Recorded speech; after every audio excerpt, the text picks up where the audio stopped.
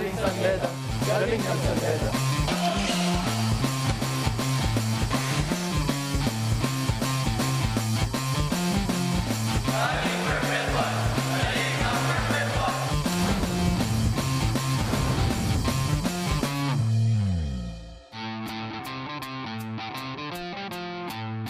We welcome you to San Juan City as we're about to close the first round of eliminations in the 94th season of the NCAA live on SNA. Magandang hapon mga kapamilya. Will we see another historic performance from that man on your screens, Robert Bolick, coming off a stupendous 50-point performance in a victory for the Red Lions. But Jed Mendoza and the rest of the Heavy Bombers, iba naman yung kanilang yung nasa isipan nila. They want to score a mammoth upset as the JRU Heavy Bombers face the defending champion San Beda Red Lions from the Phil Oil Flying V Center. It is NCAA Tuesday, live po sa SNA.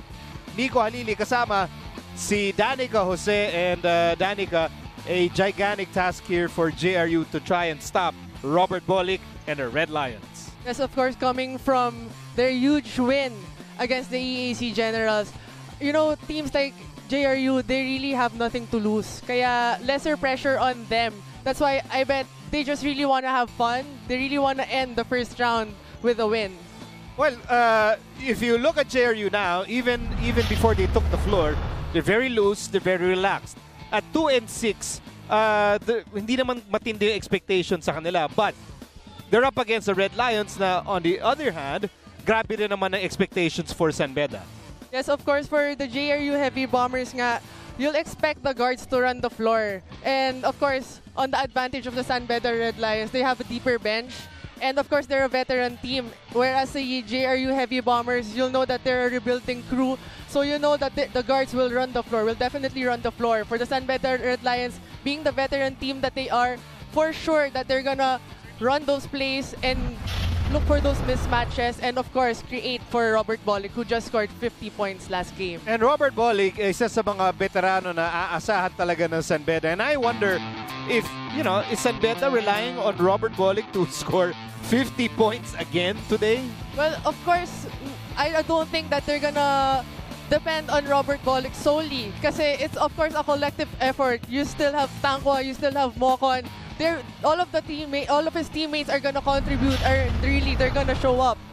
And yun nga, coming from last game, Robert Bolick scored 50 points. And that was an efficient 50 points. Very efficient. He was 18 out of 25 from the field, and he also scored 5 out of 9 from the 3-point area. Not to mention his free throws, very crucial on free throws, and yet he was 100% from the free throw line. He was everywhere last game. Eh, yung itsura ni Robert Bolick, yan ang itsura ng Mr. 50 points. Yan nga. That is the face of confidence, and naturally this JRU defense is going to be heavily focused on Robert Bolick today. As for their offense, gaano katindi ang responsibilidad ni Jed Mendoza, Danica? Jed Mendoza will not only score, but he will also create for his teammates. Knowing that he's the leader of the team, he will facilitate and orchestrate the sets. Lalo na we have Mark Malyari, and of course you'll know na Mark Malyari will also perform and help Jed Mendoza to secure their last win for the first round. Jed Mendoza very emotional when they finally clinched their first on-court victory. I mean, just to clarify, they have 2 wins, pero yung isa kasi doon was a technicality win. So napakalaking bagay for Jed and company to finally feel what it feels like to win a game. Yes, of course. Syempre, pati yung teammates niya, they really have to build the same intensity or even more compared to their last game. Everyone was there. Si Silvares, very crucial yung last play. During the last possession, he was guarding the big man, and talagang hindi na tuloy nakatira ng final attempt during the last possession. Kasama rin namin ni Danica for today's coverage team, Siege Tantenko. Siege? Good afternoon, Nico, Danica, and to all of our kapamillas watching at home right now on TV or through our official live stream through the ABS-CBN SNA website and official YouTube channel. Last game, game na nga ng round 1 natin at siguradong all out na ang ipapakita ng ating mga koponan. Kaya dapat all out din ang suporta nyo kagaya nitong mga kasama ko, supporters of the JRU Heavy Bombers. So just use our official hashtags NCAA Season 94 and hashtag Galing NCAA. Abangan namin ang inyong mga tweets. Pwede nyo kaming itag para masagot namin ang inyong mga tanong about your favorite teams. Abangan namin kayo online. Nico Danica, see you during the game. Alright, maraming salamat, Siege. Pati yung fans ng JRU, they seem to be relaxed and seem to be very excited for this game. And hopefully, talagang yung crowd magdadala sa JRU, yung intensity, and to eventually build the momentum at the start of the game. Once again, the San Beda Red Lions coming off that historic performance by King Lion Robert Bolick facing the JRU Heavy Bombers.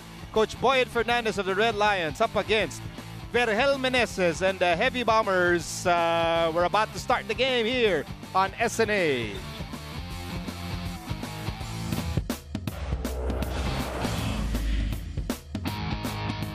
Ivan Nel, point guard. Robert Bolick, point guard.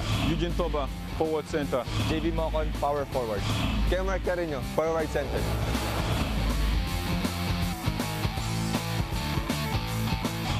Mark Adrian Malyari, point guard. Jed Mendoza, shooting guard. Leonardo Esguerra, forward. Richard David, forward. Serapin Jan Santos, small forward.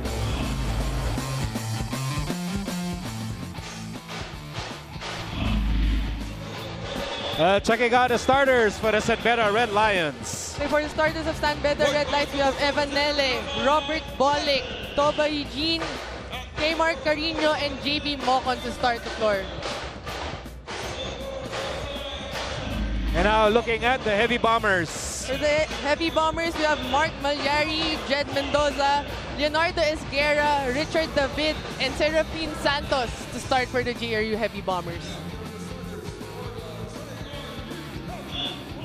Now, as Danica mentioned, expect JRU to play a little more relaxed, a little more loose. And normally that is the case when an underdog team is trying to go for an upset. Yes, for sure. This is going to be a fast-paced game, especially if JRU will dictate the tempo to start.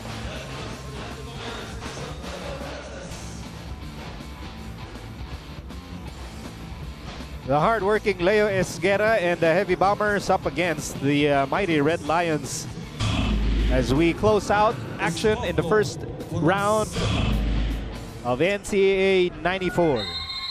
Once again, ito ang Galing NCAA. Our officials for today, Julius Dula, Don Aldedos, and our Chief Justice is referee George Serapia. That's our Supreme Court for today's ball game. Jed Mendoza, the focal point of the JRU offense. The first shot for the Heavy Bombers is a miss coming from Serafin Santos. JB Mocon is fouled on the break. Foul on number 10, John Santos. First personal foul, first team foul. Taking a look at what happened, Nele over to Mocon. And Mocon is fouled by Serafin Santos, his first personal foul and a first team foul for the Heavy Bombers. You know, for the last, I guess the last 4 days, people have been talking about Bolick's 50-point game. But, as you know, Danica, you know, this San Beda team is more than just a Robert Bolick team. Yes, very crucial yung ibang players, lalo na si Tangkwa and si JB Mocon to also deliver in today's game. Robert Bolick, being the facilitator that he is, he will also create for his teammates. Kaya dapat ready to shoot din yung kanyang teammates. And here's Bolick on the move. Bolick all the way. In fact, during the best player interview, sinabi naman ni Robert na he's not really a scorer. Yes. Which is a strange thing to say after scoring 50 points, but he is a playmaker. Yes, you have to commend his teammates as well. Hinanap talaga si Robert Bolick last game and securing that 50 points. Meantime, Mark Malyari connecting with a 3-point shot, so that will give the Heavy Bombers an early 1-point lead as Toba Eugene goes in and will they count the basket? This is something that the JRU Heavy Bombers should consider, that Foul shot number 20. there's really a mismatch. Meanwhile, Mark Malyari shooting the three was wide open.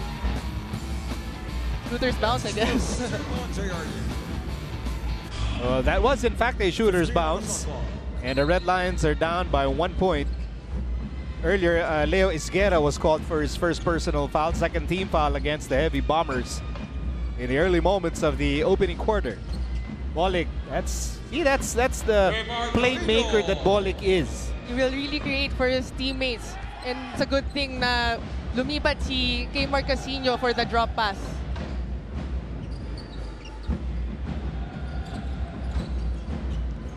Over 8 minutes remaining in the opening quarter. Mendoza gets away and he gets pushed. And he will go to the free throw line. Foul number 8, Robert Bolick. Robert Bolick looking for the screen. Pero hindi niya ginamit. Kaya nahanap niya si Carino sa ilalim. Sobrang linis siya. So 2 free throws for Jed Mendoza.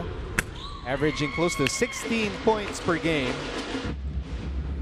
And Mark Malyari chatting with Serafin Santos, talking about their game plan for today. I mean, how do you neutralize a team like San Beda that that has everything? As Mark De La Virgen checks in, this team has height, has depth, outside shooting, playmaking, slashing, defense.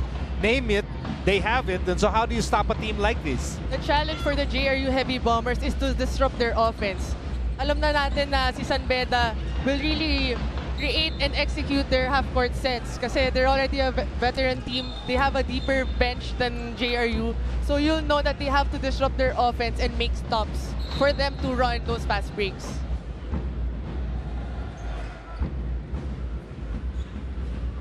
I mean, even when you look at the players on the floor right now, especially at the floor level, Yes. you know that kitang-kita yung height disparity between these two teams. And that's an advantage then for the JRU Heavy Bombers.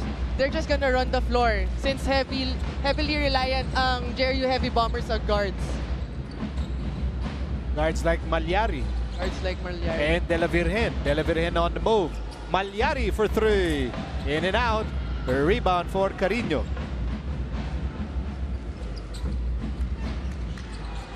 Evanele. He was actually the guy who gave that historic assist to Bolick, allowing Bolick to score his 50th point. Hanap talaga siya down the stretch. Meantime, here's Bolick. I don't know if it's a conscious effort on the part of Bolick as he finds Toba Eugene for the layup. Now, after scoring 50, he might want to show people, look, I'm not after 50 points every game. Mas masaya ako looking for open teammates. Yes. Since yun nga yung role naman talaga niya sa team, he wants to make his teammates look good, especially on the court. Like si Eugene, hinahanap niya, si Carino, hinahanap niya for the drop passes. It gives him more spacing whenever he creates for his teammates. Red Lions up by 2, and that might make Elaine worry a bit. Ito team kasi ni Elaine ng JRU Heavy Bombers. Christian naman, idol niya si Robert Bolick, gusto niya 50 points ulit, demanding. Napaka-demanding naman. Medyo mahirap naman yun. So, salamat sa lahat na nakatutok sa SNA for NCAA Tuesday. And a loose ball is picked up by Evanele. Red Lions are running here. Mocon touch pass to Toba Eugene, but he missed the layup. Meantime, here's Mark Malyari on the move. Malyari, the little guy, goes to Jed Mendoza. His shot is erased by Eugene. Pero bola pa rin ng Heavy Bombers. Cross court they go. Malyari against Carino. Speed advantage, Malyari. But right now, Malyari being hounded by Eugene. And then Char David with a tough shot. The ball will go out of bounds. It will go to the Red Lions. So at the start of the first quarter, Robert Bolick has scored on all 7 points of San Beda so far, with all his assists on his teammates, looking for Eugene and Carino. In other words, yung all that 7 points you see on your screens ng San Beda, may kinalaman dyan si Robert Bolick. Either siya nakashoot or nakahanap siya ng makakashoot. That's an all-around player. Ball number 11. Coming from his last game, wala siyang tira na pilit eh. Kasi mas nalilibre siya, especially pag hinanap niya yung teammates. Pag malaki yung spacing, doon siya nakaka-create. Jed Mendoza and the Heavy Bombers down by 2. Back in a moment. At nagbabalik ang NCAA Season 94 dito lang sa SNA. How do you go up against a team like San Beda, especially after a 50-point explosion from Robert Bolick? Ang sabi ni Coach Vergel Meneses, wala tayong choice but to take it one possession at a time. Relative progress daw ang hinahanap niya mula sa JRU Heavy Bombers at proud siya sa effort na pinapakita ng kanyang koponan. Example daw dito si Doromal na kahit scoreless in their last game, hustle D naman daw siya. And Coach Vergel is also mentally preparing them to face Robert Bolick, saying, huwag kayong ma-frustrate kung hindi niyo siya talaga mapigilan. Just try to contain him and make sure his teammates do not score. Back to you, Miko. And so that is the battle plan against Robert Bolick. Thank you very much, Siege. Back to action on the floor. De La Virgen in trouble. Nahanap si Jed Mendoza. Shot clock down to 9. Mendoza hounded by Mocon. And then Justin Padua throws an air ball. San Beda will really force those outside shots para lang hindi makadrive and create si Jed Mendoza. Mocon fires away. That's good. Long two-pointer for JV Mocon extends San Beda's lead to 4 points.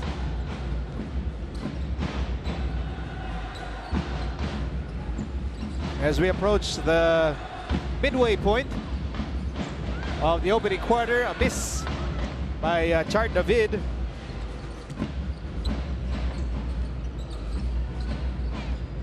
Meantime, Bolick. Carino. And the ball is back with Bolick. Shot clock down to 8. Bolick will now create, but he is hounded by Chart David. Shot clock down to 3. Carino will miss. Carino will score. That was a good putback shot. Nirebound niya yung sarili niyang shot. Oh, well, when you're a stall as Mark Carino, you can miss and rebound your own shot all day. Malyari. Heavy Bombers now down by 6. Mendoza on the right side. Shot clock down to 5. Heavy Bombers struggling from the field. 1 out of 9 here in the opening quarter. Turnover against the Red Lions. De La Virgen stops and pops, and that goes in and out. Justin Padua with the rebound, and Justin Padua is bothered by the twin towers of San Beda under the basket. JRU Heavy Bombers, their guards are really struggling because of the airtight defense that the San Beda Red Lions are giving them, especially on Jed Mendoza. The San Beda Red Lions would wanna tire Jed Mendoza as early as now. If you see during the pick and roll, talagang tinatrap na nila as early as now para mag-force si Jed Mendoza pumasa na lang. I mean, what we've seen so far has been suffocating defense by the Red Lions. The guards like Malyari, you know, they're really having a hard time looking or moving the ball around. Yes, especially on their pick and roll. You see San Beda is really trapping on Mark Malyari and Jed Mendoza, so they have no choice but to pick up the ball and be forced to pass for their teammates. James Canlas waiting for his turn to enter this game. He's on the San Beda bench. And Toba Eugene getting the miss.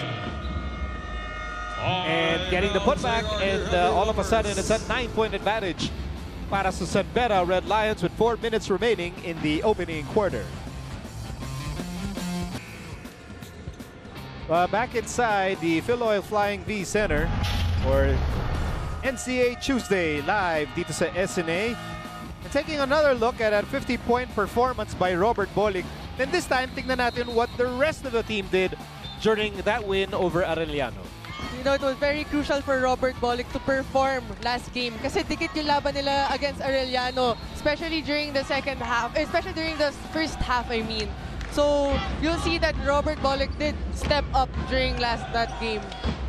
Yeah, it wasn't like, you know, hindi naman tambakan yung game ng third. In fact, it was really, really close. And as you mentioned, it was very critical for Robert Bolick to, you know, score 12 straight points for San Beda in that third period. Meantime, very tight bounce pass by Cabanag, Jeremer Cabanyag. Offensive foul on number 22, Evanelli. And turnover against the Red Lions. There's a loose ball foul on Evan Nele. Nevertheless, it's a 9-point advantage para sa San Beda with under 4 minutes remaining in the opening quarter. Mendoza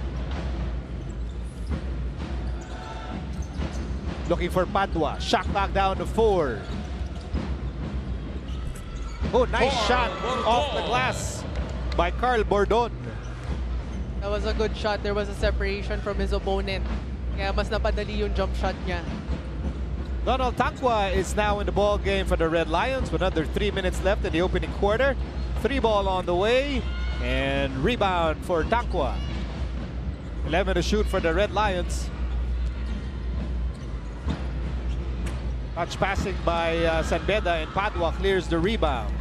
So for JRU to be in the game, they have to control the boards. Lalo na if they know that mismatch sila kay Tangwa, they really need to box out and get those rebounds. So they'll have a chance for this game.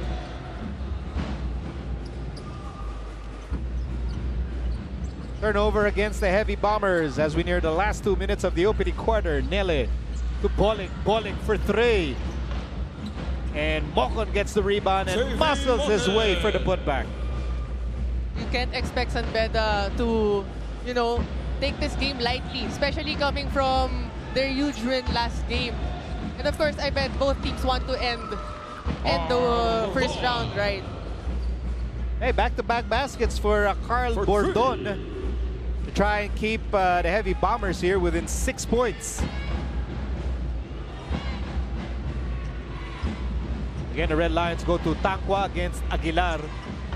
And Tangwa with a running hook. It was a very easy shot for Tangwa. He knows that there was a mismatch.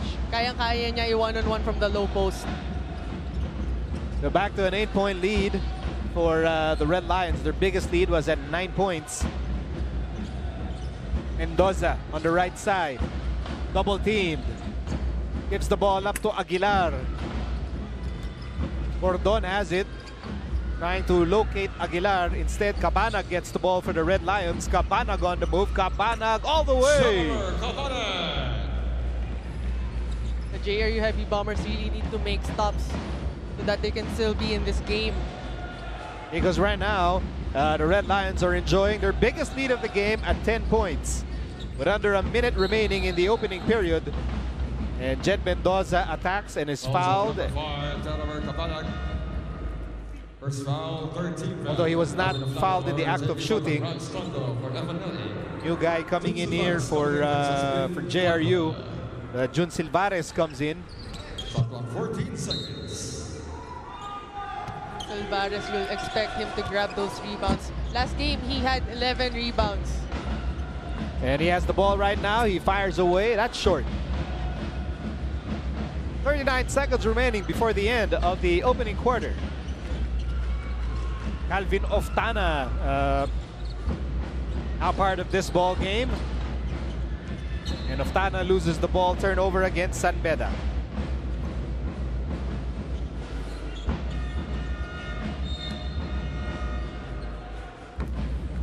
David trying to re-enter the game. He started the ball game for JRU. Clint Doliguez coming off the bench for the Red Lions with 27 seconds to go in the first period.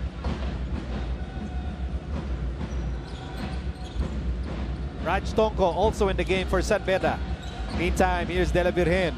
Shot clock reads 12. 14 seconds remaining in the opening quarter. Cross-court pass to De La Virgen. He fires away. That's off the mark.